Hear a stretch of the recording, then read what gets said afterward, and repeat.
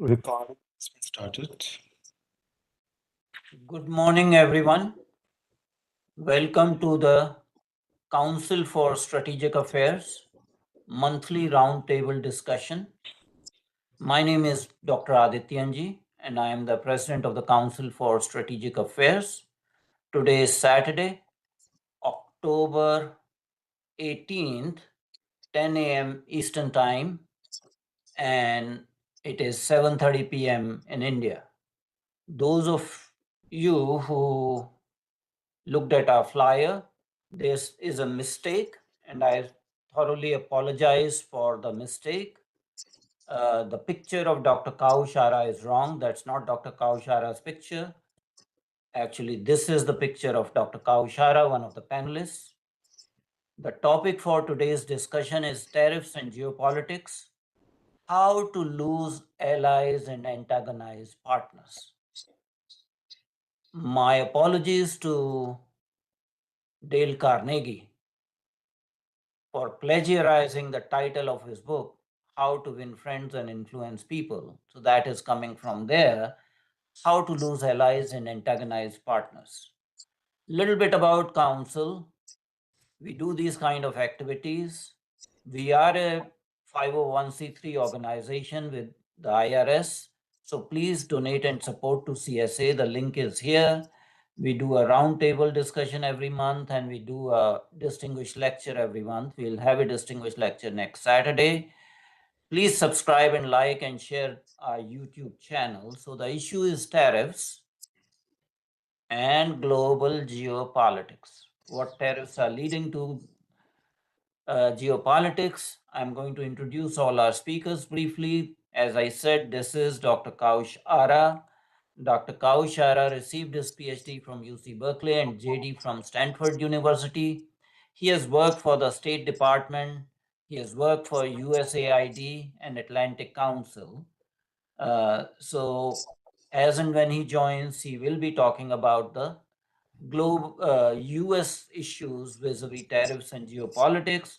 And then our second speaker, General Asthana, is from India, so he will probably focus on India-US trade issues and what is happening. This is General Asthana, who has been on our platform several times.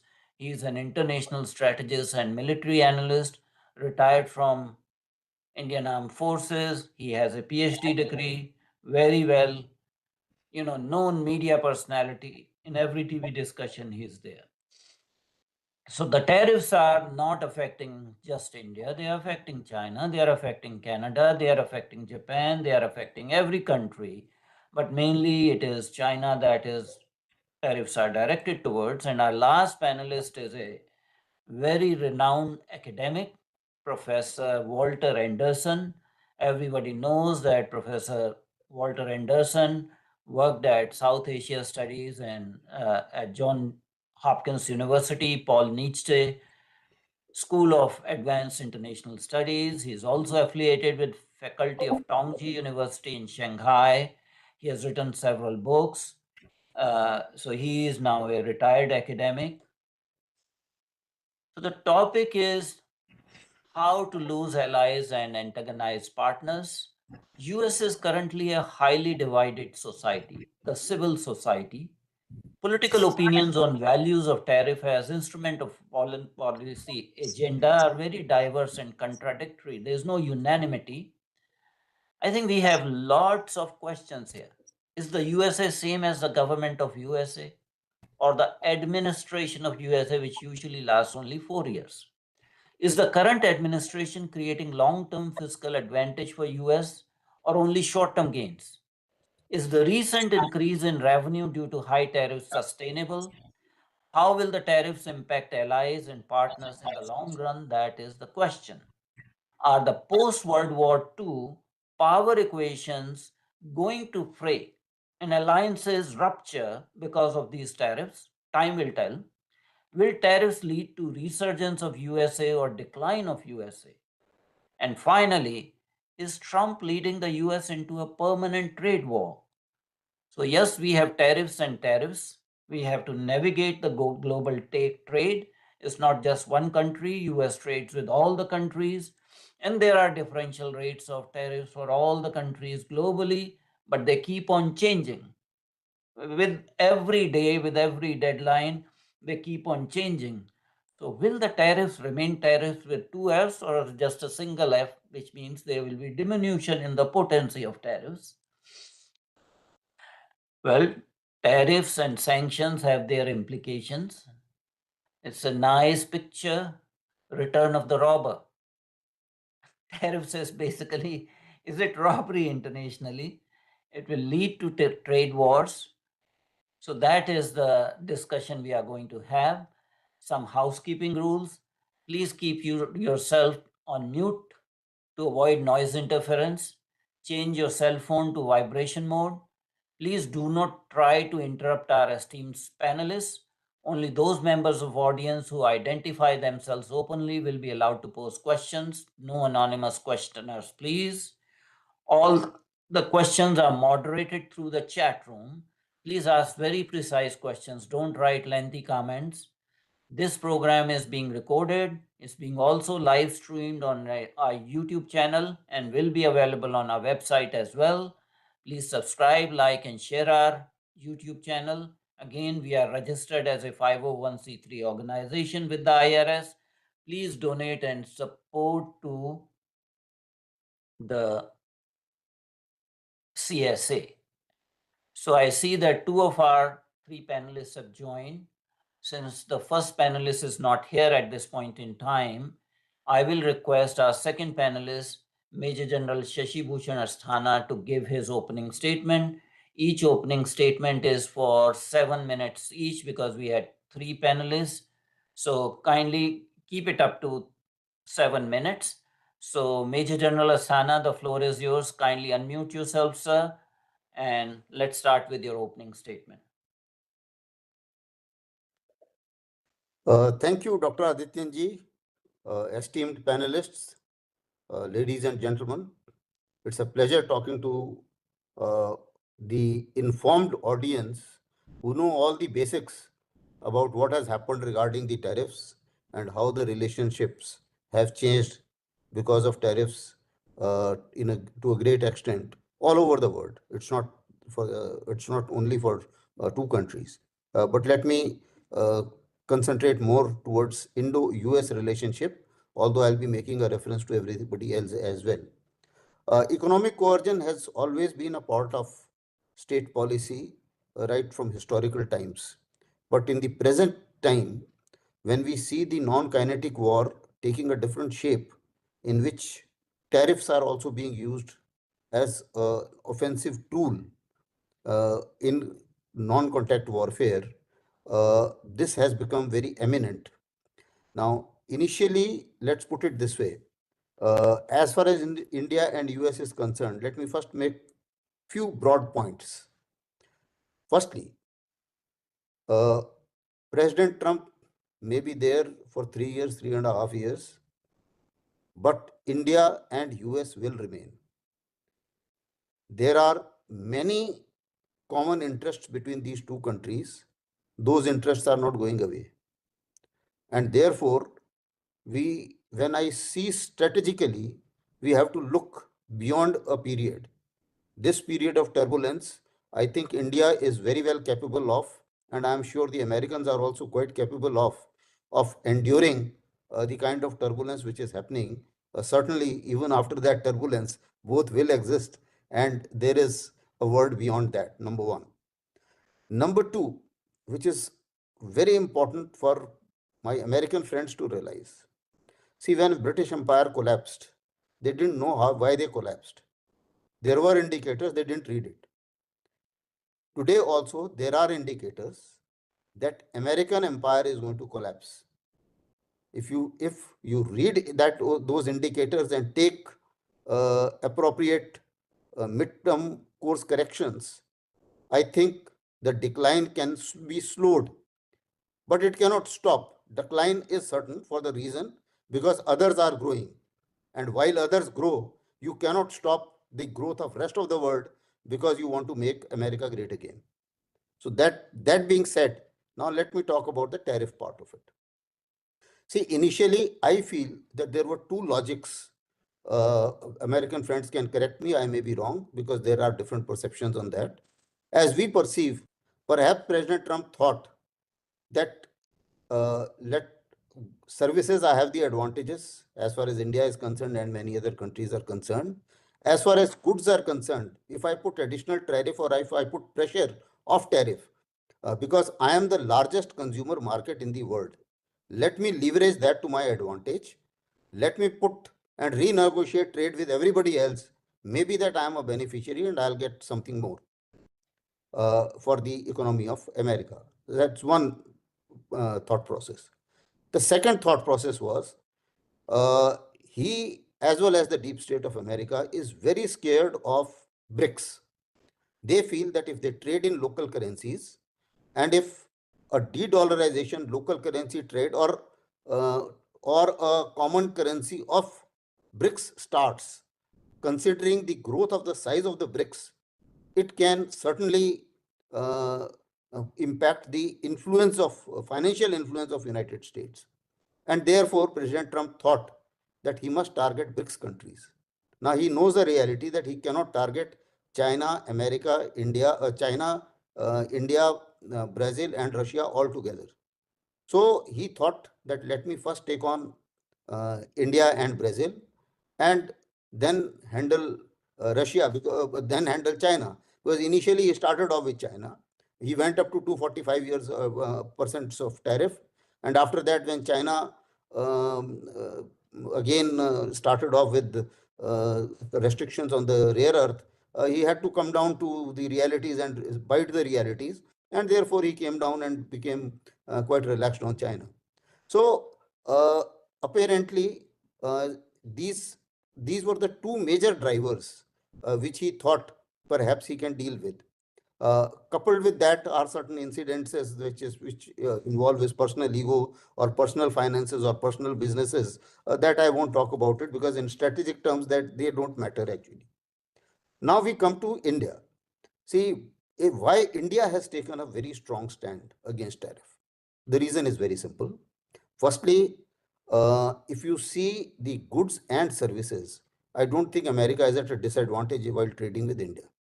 And the trade has grown. Even despite tariff, the trade has grown. Number one. Number two, when we talk of the remaining 25% of tariff, which was because of Russian oil, the issue is very simple. We are not the largest buyer of Russian oil, it is China. We are not the buyers of the largest buyer of the Russian gas, which is the European Union. We are also not only us, the Japan is also buying, and more importantly, United States is also buying fertilizers. They are buying nuclear fuel. They are buying a whole lot of other things from Russia. And in under President Trump, President Putin was very quick to point out during Alaska that the trade between America and Russia has grown under Trump. So you can't say that we started reducing our trade because the figures suggest otherwise. So considering that, it is considered as a hypocrisy that you did not target anybody else, and you registered a case to say that because Russia is a threat and because Indian oil purchase is helping Russia, so I must target India whole hog. And this has been taken totally amiss in India. And India, the entire public is absolutely clear that we cannot and will not back down on this. The other issue why we cannot back down is, see, we cannot open our agriculture sector because of the one is the GM crop. I don't think our Indian farmers can stand to it. We have a bulk of population which is based on agriculture, so that's a no-go situation. Same is the case with the fisheries. Same is the case with energy. Now, let me put it as far as the energy is concerned. As of now, we are buying 35% of oil from Russia. And even purchasing oil from Russia was also a requirement of United States at some point of time, because otherwise the prices would have gone totally awry. But notwithstanding that, we are buying a fair amount of oil from Russia. And the distant second is Iraq, which is 20%. Now, America, if you see, initially they said, okay, don't buy from Venezuela. Okay, we are not buying from Venezuela. Then they said, don't buy from Iran. Iran is under sanctions, so you don't buy from Iran. Now you say you don't buy from Russia. Now, India, which has 87% dependency of oil from import, how can India survive? Similarly, we not only need energy security, but energy affordability, because we, per capita income wise, we are the poorest country in G20. So therefore, it is a no-go situation with India. So India has decided that we will endure. He can do whatever he wants. He can make it 50% tariff, 100% tariff. I don't think anybody is bothered in India. And interestingly, after his 50% tariff, the Indian exports have increased, because people are now making different alternatives, and alternatives are working well. Some good initiatives taken by the government on terms of GST has boosted the Indian consumption tremendously. Now, similarly, now if we have to talk of tariff, let me put it this way: that if you put tariff, So you are above your time yes, now. I'm just last minute, just one more sentence. Now that if you put tariff on everybody else, certainly others will also find an alternative to work their trade between each other, and you may land up isolating yourself. Now that I think the Americans need to consider. Thank you very much. Thank you, Major General Asthana, about the Indian perspective. As I said, our first speaker panelist has not shown up. So I will request our final panelist, Professor Walter Anderson, to give his opening statement. Professor Walter Anderson, the floor is yours, sir.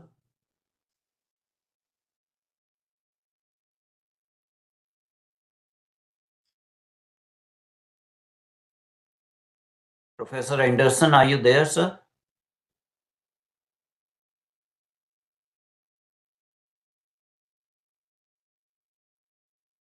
Let me call him.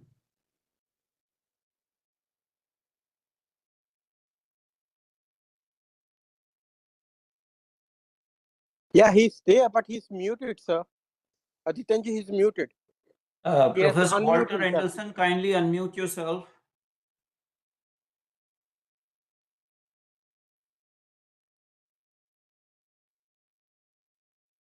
Professor Anderson.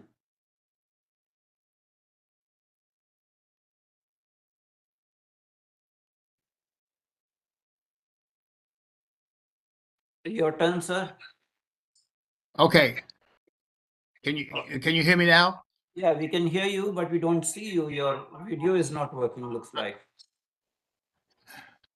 You I can see start. me. I can see my picture on here.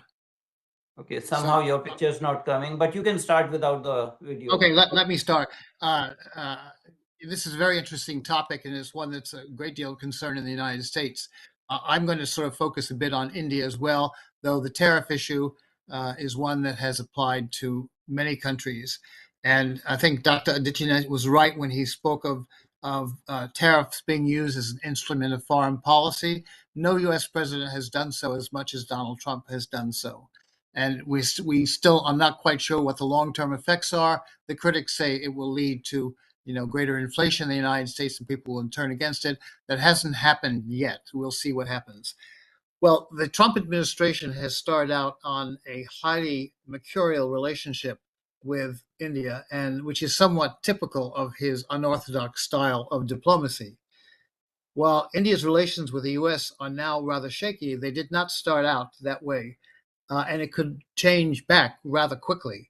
The year started on an optimistic note with External Affairs Minister Jai Shankar attending President Trump's January 20th inauguration and taking advantage of that event, met with the other senior leaders of the so-called Quad states, that includes Japan, the US, and Australia. Trump's participation signaled that China and the security of the Indo-Pacific would be a major focus of his administration.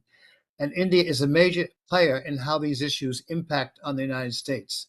Since at least the time of President John F. Kennedy, an economically strong and politically stable India was seen by the U.S. administrations as a bulwark against an aggressive China, and that strategic goal does not require a treaty of any kind. The Cold War, however, between the U.S. and the USSR, and India's reluctant effort to stay out of what many people in the U.S. saw as an almost existential struggle for democracy, left an impression of U.S. hostility toward India, especially when it came to the closer U.S.-Pakistani relations. That wasn't totally correct. There was some truth to that concern. Just weeks after Jaishankar's successful January 2025 visit to the U.S., Prime Minister Modi visited the U.S. in February, and Trump called Modi a great friend, and the bilateral relationship addressed immigration, where India agreed to take Indians unlawfully resident in the United States, defense issues on the sale of some sophisticated items, education, and trade. And I'll focus on the trade issue since that's the focus of the topic today. On trade, the two sides adopted something called Mission 500, aiming for $500 billion in bilateral trade in 2030. That represents a significant growth from the present $132 billion trade, with India having a trade advantage of almost $50 billion. Trump did make note of this Indian trade advantage and complained about what he said were barriers to U.S. sale of products in India and other places. But virtually no one predicted that this would come to play such an important role in the U.S.-Indian relationship. Modi, however, continued to refer to Trump, however, continued to refer to Modi as a great friend. Howard Lutnick, the very influential Secretary of Commerce, a few weeks later addressed the annual India Today conclave, where I was the speaker, and spoke of the great potential of improved U.S.-India trade ties. There were hints even then of the U.S. focusing on the tariff issue, arguing that countries that had a significant trade surplus with the U.S. had them because of unusually high tariffs and other barriers that they imposed on U.S. products. Added to the focus on this issue was the growing U.S. irritation over an increased Indian and Chinese purchase of oil that Russia discounted to provide money for its war in Ukraine. So now we come to the February 24th, 2022 Russian invasion of Ukraine and the impact of that on U.S.-Indian relations. Russia and nearly everyone else calculated that there would be a quick Russian victory and its replacement with a government in Ukraine friendly to Russian interests. But there was no quick victory, and Russia had to find a way to pay for the war, and increased sale of oil was one way out. Both India and China import most of their oil needs, and depreciated Russian oil was seen by both as advantageous, and it saves India about $2 to $3 a barrel. I want to make a statement that is somewhat different from the general in that India has recently replaced China as the largest recipient of Russian discounted oil. Russia, which only supplied about 3% of India's imported oil previously, now supplies about 45%, replacing the Middle Eastern states as a major source of oil. About 1/3 of that is purchased by the politically influential Ambani family, which sells from its refineries, one of which is the largest in the world, and from that it makes a hefty profit. One industry source notes that India has saved at least $16 billion so far by purchasing discounted oil, and that oil is easily available to it. Trump and others argue that this increased Indian and Chinese purchasing has enabled Russia to sustain the fight against Ukraine. The U.S. imposed a 25% tariff on imports from India because of those oil purchases, and that is added to the initial 25% tariffs, responding to perceived barriers of U.S. products imposed soon after the Trump administration came to power. Further irritating President Trump is the Indian rejection of his taking credit for ending the flare-up between India and Pakistan in the wake of the April 22nd, 2025 attack on Indian tourists by Islamic terrorists in Kashmir. Still, another source of tensions has been the Indian abstention from all votes calling for a ceasefire in the fighting in Ukraine and honoring traditional borders. These differences rest, in my view, on a fundamental axiom in Indian foreign policy that outside bodies like the US or the US should not interfere in domestic politics of a country for any reason, even for the defense of democracy.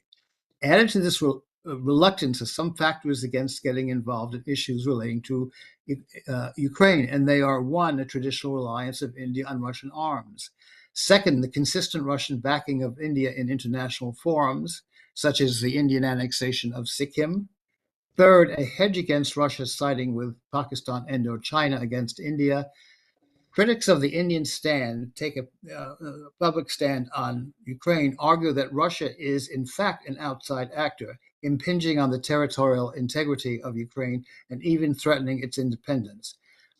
Putin has tried to address this issue by arguing that Ukraine has historically been part of Russia, that its Orthodox faith is common to both countries, and the origin of the Russian state, in fact, took place in what is now Ukraine. In short, he has questioned the legitimacy of a separate Ukrainian state.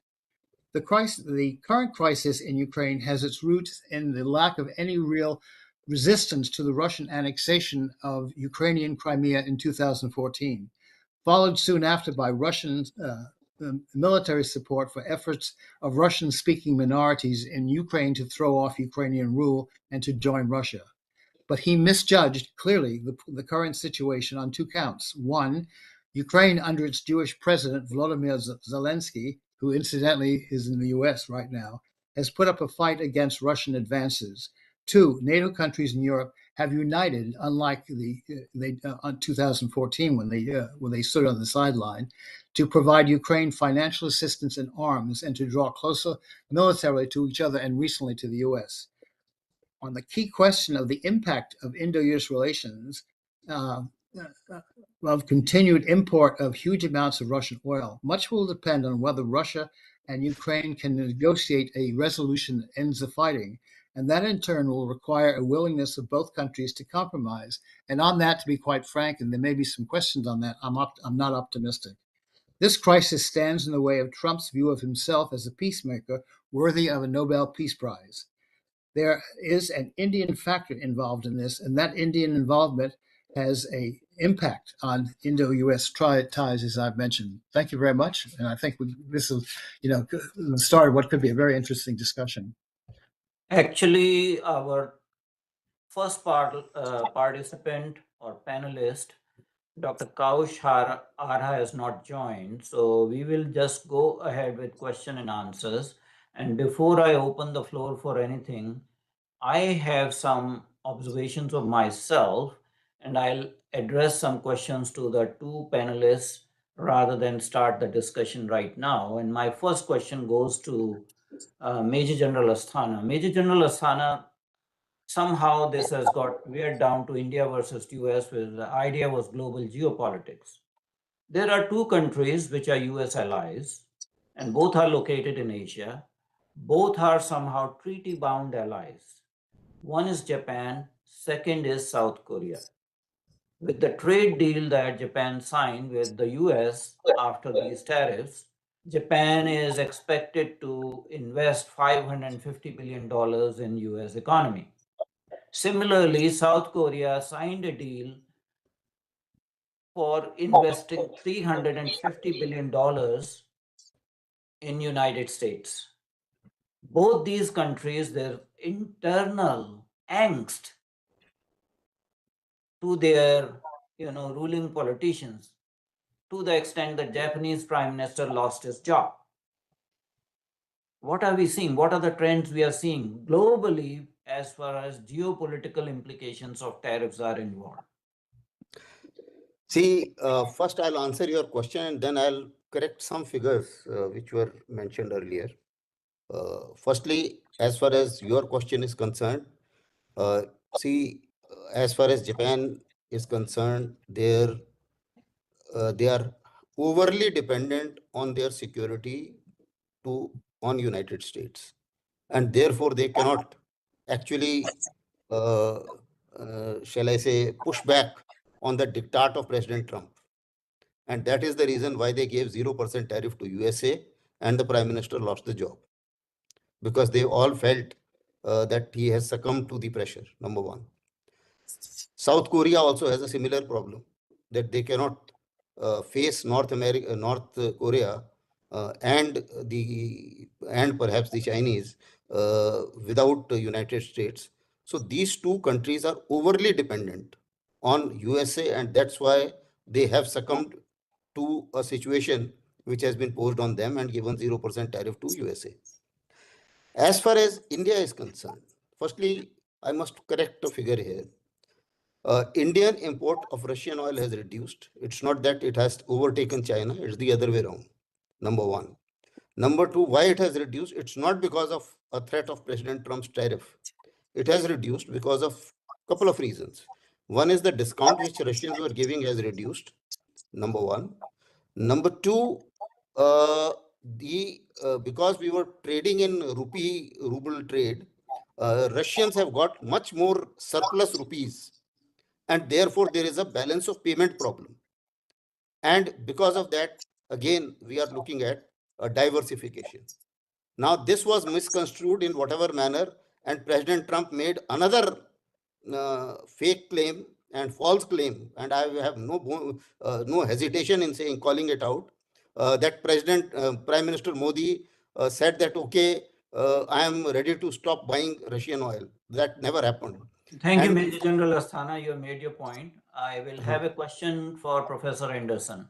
Professor Anderson, we have not actually brought into the geopolitical equation our closest neighbor on the north, that is Canada. Remember, there used to be NAFTA. Under President's first term, it was renegotiated because it was considered disadvantage to US. There was renegotiation into USMCA, and that is also abrogated. So we are having, because of the tariffs, significant problems with Canada, who has been a trusted US ally. Is US going to lose Canada? What is your impression? Issue is under discussion and has changed, in fact, a couple of times. A point I wanted to make is that when it comes to tariffs, the president has a lot of authority in the U.S. government system to impose or not tariffs. Now, with Canada, he's actually made some changes. It's not so simple. He's gone back and forth on questions like automobile parts and aluminum and others. And a lot depends on internal U.S. discussions on that question and whether, the U.S. can organize lobbies, to benefit them with other countries, particularly when the tariff issue, because you're absolutely right. The tariffs are a means of diplomacy under other ways. And no one has quite used it as much as President Trump has done so. And when it comes to, how Canada fits in all this, by and large, the U.S. does not, the overall tariffs on Canada are not all that high, to be quite frank. The Indian tariffs are higher, which is, in fact, the Indian tariffs are much higher than, for example, the tariffs the U.S. imposed on Pakistan. They're higher than what they are now in China. In China, I think it's about 30% now. In India, it's 50%. And there are some people who are in Congress who are arguing it should go much higher against all countries that continue to import oil. And I just wanted to say a quick thing about the figures on oil. One has to remember that oil figures are kept what's purchased by India as a country and privately. And in fact, the Ambanis for their refinery have just signed a contract for 500,000 barrels of oil, a very significant increase. And that is, and one of the reasons why the Indian figures have grown is you've had private purchases of oil rather than the government involvement in oil. But nonetheless, whatever the figures are, and they change by different people saying different things, is that they are significant and that they are a cause of issue. And India and the U.S. will have to work that out. For example, on that issue, President Trump has said that he was told that India would stop purchasing oil from Russia. Well, I think the Indians have moved away from that statement. I don't think it's true. They may have reduced their purchases somewhat, but that one has to keep in mind there are two buckets of purchases here. One is private and one is public. And so when you have to sort of put them together to get an accurate statement of how much oil is actually being purchased. And the Ambanis are recently purchasing a lot of oil from Russia because they're processing it and selling well off the half of their processed oil to other countries, making a significant profit. I can't hear you. I want to move to another dimension. I just don't want this to be US versus India discussion. There are other parties to this tariff issue.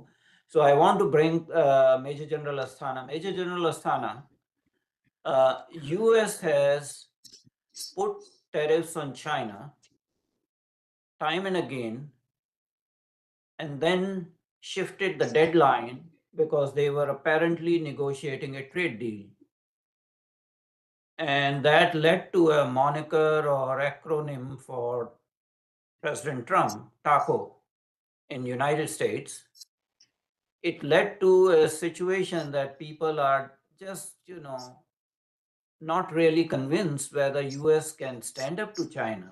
And now there is announcement of possibly 500% tariffs on China because China has put certain restrictions on export of rare earths and minerals. Do you want to elaborate on that? Is this becoming a full-fledged trade war between US and China? Kindly unmute yourself, sir. Unmute yourself. Okay, it's a very interesting case. You see what happened was initially President Trump started off with tariff threat on China, and he kept increasing and went up to 245%.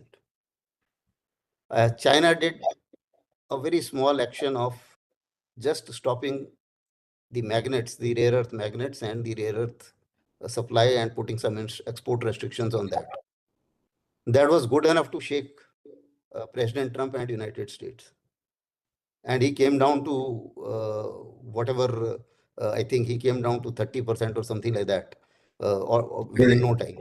Within no time. Now, when it was supply of chips, that's the time President Trump again started acting very hard to say that, okay, we will not give them the modern chips. And then he told NVIDIA that, okay, you can give those 20 type chips to them.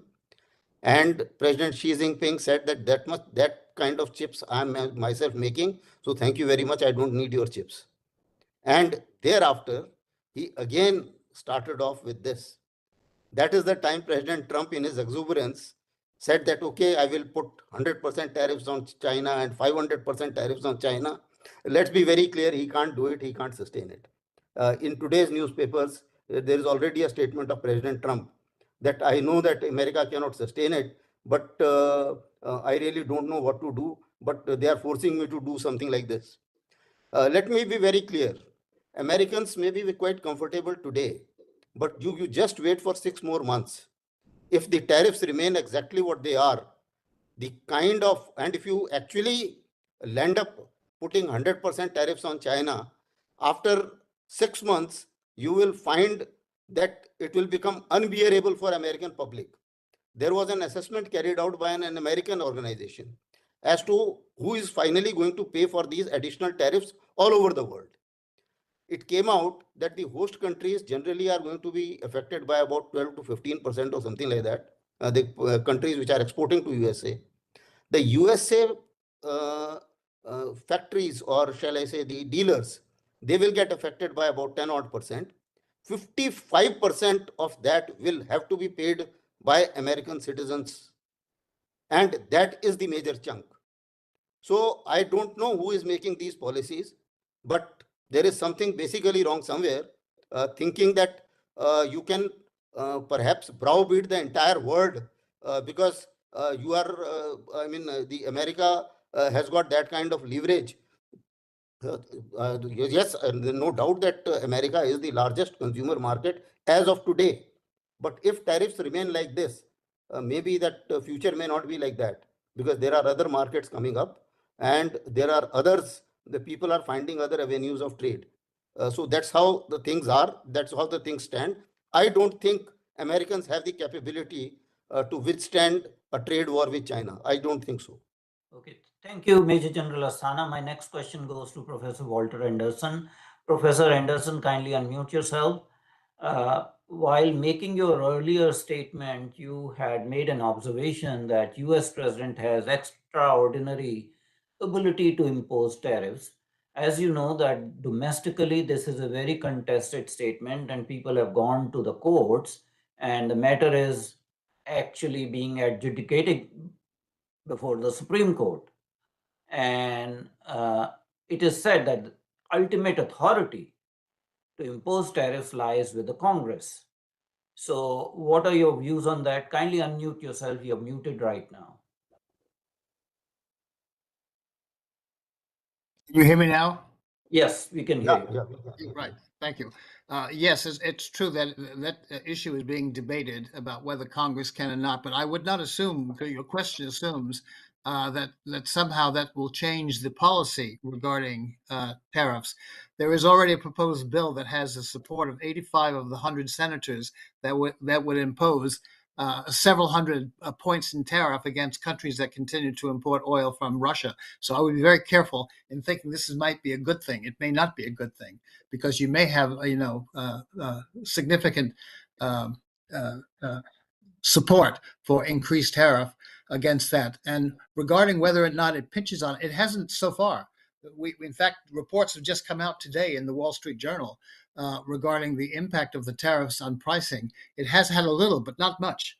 Now, whether it does in the long run, I'm not sure because there have been arguments on both sides of I that just issue. wanted to bring the controversial nature of that statement that it is currently being adjudicated or litigated. So, Yeah, so you're right, it is. But here again, I'd say two things to that. One, as I already mentioned, is I wouldn't assume that Congress is going to be a much more favorable place for countries doing trade with the United States. That may not be the case at all. that's a separate issue, but it's being litigated, period. I want to go to the next question. Since 2007 onwards, Brazil has been a good trading partner for United States, and United States has had consistent both trade surplus as well as services surplus with Brazil to the tune of 30 to 50 billion dollars depending upon the year. Despite that, President Trump imposed 50% tariffs on Brazil on political grounds. Is it not a question of, striking at your own feet? I mean, you don't want that $50 billion annual of trade surplus with Brazil? I'm not quite sure of the figures you mentioned on that. I do know a little something about Brazil because Brazil also sells, like Argentina sells soybeans to China, and that has gotten in the way of U.S. Trade with Brazil. Brazil has been generally a good trading partner with the United States. The Trump administration has some problem with the present leadership in Brazil, and the opposition leader in Brazil has been a friend of the president, and one has to look at the politics of that. They have to keep in mind tariffs have always had a political drive behind them. Always, this is not something new. Trump has used it much more so than predecessors, but it would be an exaggeration to say that this is that politics is not one of the. It is. Regimes all over the world use tariffs politically for one reason or the other. We do know specifically in the case of the U.S. because Trump is very open about that he's using these tariffs to do A, B, and C. And in the case of Brazil, the country that you mentioned, he doesn't particularly care for the leader in Brazil, and he is very favorable to the opposition leader in Brazil. And so, you're doing that. Will that work? I don't know. It's too early to tell. So ultimately, what is happening is that China stopped buying actually soybean from US, not a single order, and started buying from Brazil. So you antagonize And two Argentina, more from Argentina, but also Yeah. Argentina. Yeah. So you antagonize two countries at the same time, and they band together, and they start trading amongst themselves, bypassing the US. Ultimately, One has to be what very will careful happen about that. Wait, I disagree with that. One has to be very careful. Argentina, the president of Argentina was just here. no, He's I am just been focusing more on Brazil, not Argentina. That's a separate case. okay, but you mentioned Argentina, okay, and that they're going to Now, you cooperate brought with Argentina, Brazil. but I was talking more about Brazil. Okay, My question. and the Brazilian case, there's a political element, of course. You know, the President Trump does not like the policies or the person who's now in charge, and he's very favorable to the leader of the opposition, who had once been head of the Brazilian government, whose son now is in the United States, doing lobbying on behalf of his father. Now, what impact will that be? You know, Brazil, needs the U.S. in many ways as well. You know, the point that you made, the U.S. is the largest consumer market in the world. And most countries, this is what gives Trump and the U.S. a certain advantage, is that most countries want entry into this market. Not only is it the market in terms of size, it's also the technology. We have American universities are the fount of much of the world's research in modern technology, and so they want access to that. And the Trump administration, we're not going to go into that, though we might, is that it's also having some policies as to U.S. universities and being at one such, Johns Hopkins University, which is one of the leading research universities, is going to be affected by that. So my next question goes to Major General Asthana. Major General Asthana, with all these things back and forth happening, a trusted ally like EU is having difficulty negotiating a free trade agreement with the United States. Where is that going? See, whatever our American friends may support President Trump's policies and things like that, the fact is there is not a single country in this entire world now who believes that America is a reliable ally, because he has antagonized everybody, friends and foes, everybody together. That's number one. Number two, the hypocrisy of the policy.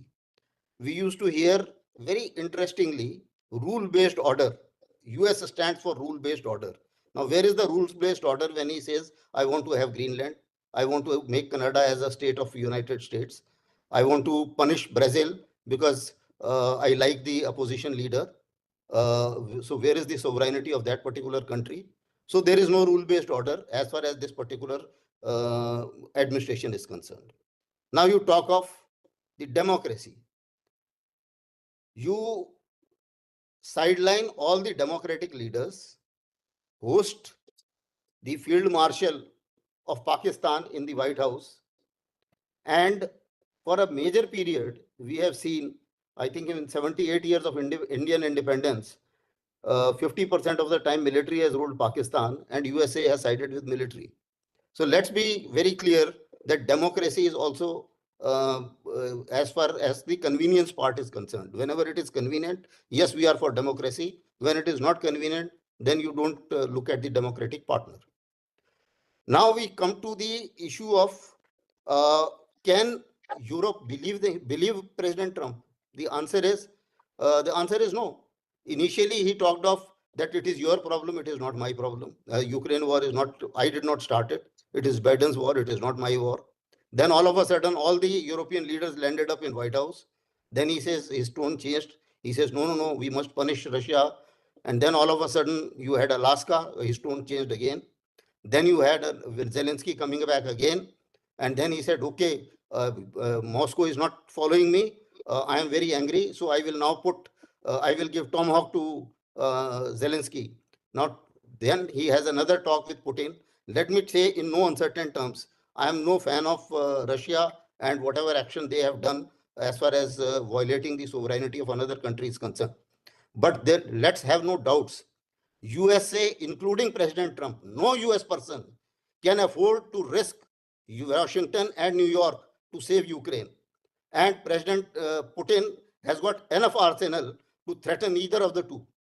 Major General Asthana, we are going on a segue or tangent, so we will stop here. Okay. I'll go to my next question, and it is problem. addressed to Professor Walter Anderson. Professor Anderson, we talked about, US, EU, headwinds in concluding a free trade agreement between the two entities, US is the first largest economy, second is China, third is Germany. What I hear that EU is having problems because of Germany's opposition to the trade deal that is being offered by the United States. So even a trusted ally, as a treaty partner like Germany, is having problems with the United States tariff policy. What do you want to comment on that? Well, many countries are having problems with the level of tariffs because they're considerably higher. But then one has to look at this. Some very high. The reason the Trump administration had some support for his approach is that many countries had high tariffs against the U.S. and had various barriers to U.S. products moving in as well. So this is where negotiations count. And by the way, the negotiations with India are not over. In fact, the negotiations are continuing. They may change. My wife happens to be an Indian businesswoman who has a factory in India, and her product, is now to import her product in the U.S. is costing a lot of money. A lot of her people who are in manufacturing where she has her factory rely on the U.S. And they see the U.S. orders going down with the tariffs. So this is all going to be part of the negotiations that the two countries have with each other. Yes, Germany has as well. And other countries have as well. Denmark has problems too, including the issue of Greenland. But our president tends to, what should I say, speak, in a way that one has to almost be from New York City and business in New York City to understand the way that he approaches things. One really has to sort of get down and talk about, actual things that are happening to get a sense of what we're really doing. So one has to be very careful what he says, like many political leaders, particularly in democracies. What they say, one has to be weighed with what, in fact, they do. I am going to read a question from the audience, and it is from Harsh Sinha, who is a research training fellow in strategic studies at the Council for Strategic Affairs. And he poses this comment/question whether the tariff policy of the US is the beginning of a unique version of protectionism and a reality that US jargon of globalization and rule-based orders are mere jargons for its own interests. Who wants to comment on that?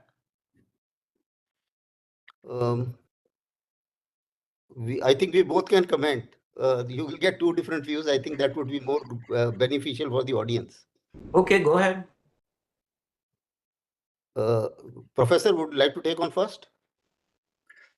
I didn't hear the last part of the question. My sound didn't. Could you ask? Mention the last part of the. Okay. Okay. Whether the tariff policy of the US is beginning of a unique version of protectionism, and the second part is that whether this is a reality that US jargon of globalization and rules-based orders are mere jargons for its own interest. I think there's no doubt that there's an element of protectionism in it, but in the way that the U.S. operates, you have to have significant support. As I mentioned, there is a proposed bill before the Congress right now that would significantly increase tariffs to countries that continue to purchase oil and gas from Russia.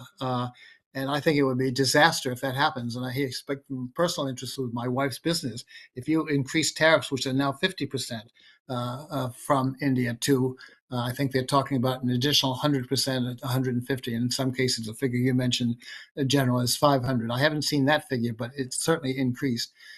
This all has to be sort of worked out, in terms of what's going to be possible. Now, is rule-based order, no longer possible? No, that's a gross exaggeration. You have probably a little less of it, and politics has always affected this sort of thing. And it will be. And this is not just the U.S. It's all anybody who's ever been in the government, as I have been, knows what goes back and forth, and that there are political elements involved. And what you do is you redefine and you work with what's possible within the political system that you operate. All countries are that way. We're not unique. All countries do that. And anybody who's been knows that. Ms. General Asthana. Yeah, I gave examples of the rule-based order because so many countries, as the professor is mentioning, yes, there is an element of politics as far as rule-based order is concerned. But I think America is going far too, for I think almost 50 years, I've been hearing China is a hegemon, China is a hegemon. Now, what do you call Canada being 18th state of America? Is it not hegemony? Is Greenland not hegemony? Is taking Panama Canal from another country not hegemony? Is regime changes not hegemony? Is firing shipping vessels in Venezuela, Venezuelan water not hegemony? So I think America is using these rule-based order to their advantage. Whenever it suits, then they say, no, we are standing for rule-based order. And when it doesn't suit, they destroy the same thing when it suits them. So this is as far as the rule-based order is concerned. Now, as far as the unique version of protectionism is concerned, yes, it is more, I would call it more than protectionism. They are heading for isolationism. And this is going to pinch them. There are many, the problem with present the American regime is that he has got all yes men around him who do not give him the real picture. That is why there are so much of variations in the statistics. There are so much of variations in contradictions. Now, the contradictions like that India said that, okay, we will not buy Russian oil. There was no communication done on that particular day. So the question of Prime Minister Modi saying like that, the question doesn't arise. But then he made a statement and he is repeating it again. So the point I'm trying to make is that the protectionism problem is more than the isolation problem, because if you have these such high tariffs, obviously nobody is going to trade with you. Nobody can afford to trade with you. If nobody trades, US does not have the capability to manufacture the low cost items and the low labor intensive items, because it is not cost effective for them because the kind of wages and kind of per capita income you have. So therefore, you may perhaps land up in a slightly difficult situation. We will have to wait and see because it is still the beginning. But there is no doubt that this is what the calculation is of almost the entire world. And perhaps nobody is going to budge. Let's be very clear.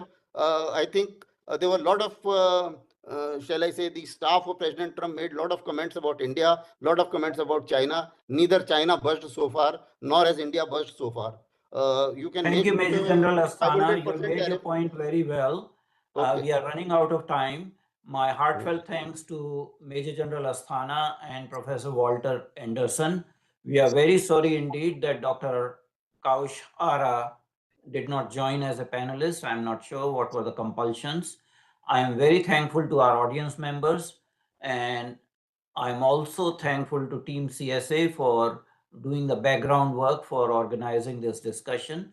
As we know, the last word is still not out. My only concern is that are we leading to a situation of WTO -1? That may be the end result of that. And with that editorial comment, I'm going to end this discussion. Thank you very much indeed, Professor Walter Anderson, and thank you very much indeed, Major General Asthana. Thank you. Pleasure talking to you and pleasure talking to Professor.